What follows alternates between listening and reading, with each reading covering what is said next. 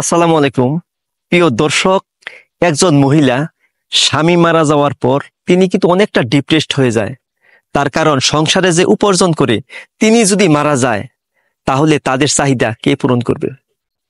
এরকম একটি মহিলা, তার স্বামী মারা যায়, মারা যাওয়ার পরে তাকে অনেকবার বোঝানো হয় যে তুমি অন্য জায়গায় বিয়ে শাদী বসে পড়ো, কিন্তু দুঃখজনক হলেও সত্য, ওই মহিলা তার স্বামীকে এমন ভালোবাসতেন, এই ভালোবাসার মায়ায় তিনি বলেছেন আমি কখনো বিয়ে বসবো না।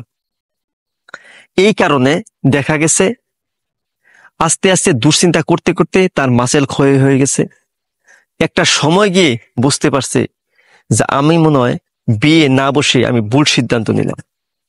তার কারণ হচ্ছে, যে চলে যাওয়ার সে চলে গেছে, কিন্তু এই মহিলার এখন একজন স্বামী থাকলে দেখা যেত তার সুখ দুঃখের কথা বলতে পারতো, তার অনেক প্রয়োজন যেগুলো তার দরকার এগুলো পেত, স্বামী সেবা করে তার সময়টা কেটে যেত। কিন্তু এখন তিনি কারোর সাথে একটি কথাও ঠিক মতো বলতে পারতেছে না। তার কারণ, কোনো লোকের সাথে যদি কথা বলে হয়তো মানুষ ধারণা করতে পারে যে তিনি কেন কথা বলল, তার চরিত্র কোনো সমস্যা হলো কিনা। এজন্য আমাদেরকে সবসময় আল্লাহর প্রতি ভরসা রাখতে হবে।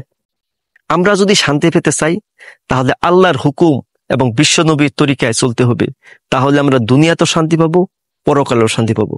প্রিয় দর্শক, আপনারা এই ভিডিওগুলো শেয়ার করবেন যেন মানুষ ভিডিওগুলো দেখে উপকৃত হতে পারে। আপনারা যে যেখানে আছেন সবাই ভালো থাকুন, সুস্থ থাকুন। আসসালামু আলাইকুম।